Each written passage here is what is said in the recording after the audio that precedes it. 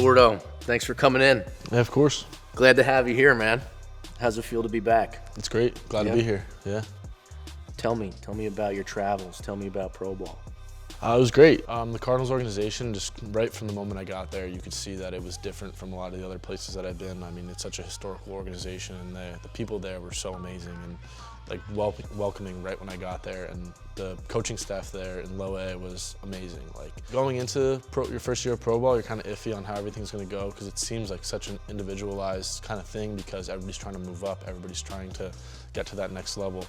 But they really, the coaching staff and all the guys there, they really take the time to help you, and you form bonds with the guys in the team, and you make a lot of friends. And started me working out with the other guys they drafted in the draft class, and then moved me up to low A because I was ready to throw right away, and spent the remaining months there of the season, and it was a great experience. In that league, you were telling me that they had the automated strike zone that they were using? Yeah. And how was that?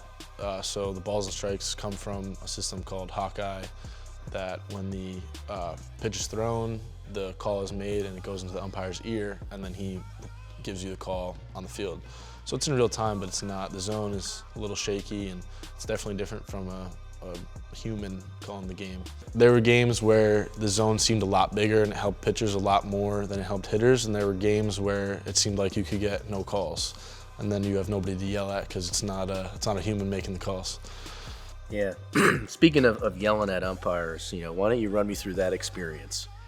I don't know what you're talking about. You don't? Oh, No. Okay. I distinctly remember that we were playing against Seton Hall. Yeah, Seton Hall. And you were in the dugout, and something happened. Something happened that you didn't like, and I think it ended up in you being ejected from the game. Yeah. And then after that, I think because you were ejected, you missed the Friday game. I missed the Friday game, pitched on Saturday. It's all right, picked up the win on Saturday, so it was fine. Worked out in the end. Talk about Villanova, your experience here, what you've learned here, the relationships that you've garnered, that you've built and maintained, what you'll remember about this place, what you loved about this place.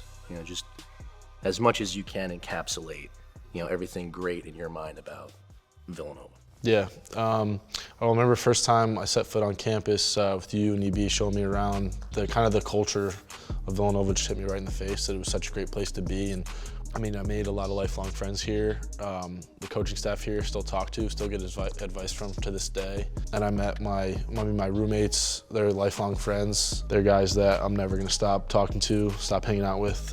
There's a lot of great people here that have made a very big impact on me and helped me get to where I am today. So you mentioned a word before, culture. Why don't you talk about the culture that you inherited here and the culture that you built and the culture that you left and where you think our culture is going to go? Mm-hmm. When we got here, I knew that was one of the things we wanted to focus on, changing the culture. And I think my class coming in, we made it very clear that we were going to turn this team into a winning team. And I think we did that very successfully, proven from knocking off number 3 Arizona State in our first weekend of the season, and then going from sophomore year to junior year, we had a winning record. We'd won 12 games in a row. We just kind of took on that role, and we turned it. We told everybody that if we wanted to win games, we had to work hard. We had to work hard off the field, and we had to be confident on the field and not settle for what was going on already. You were certainly a driving force in changing the culture. That's something that I'll never forget. I'll always be grateful for that from you and, from your teammates. You were one of the best pitchers, in the history of our program. So we're very grateful, for what you've done. And I don't know if you remember our conversation in the beginning. I told you that if you wanted to be a great pitcher, you will become a great pitcher. I can't make you a great pitcher. And you've done everything. You've done everything that you could to become a great pitcher. And it was fun to watch. It really was. It was fun to watch you grow, fun to watch you get stronger, get better, and then have that success.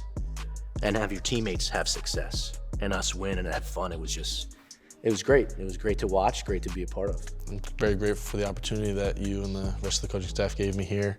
It was a great 3 years, and learned a lot of lessons, helped me a lot along the way.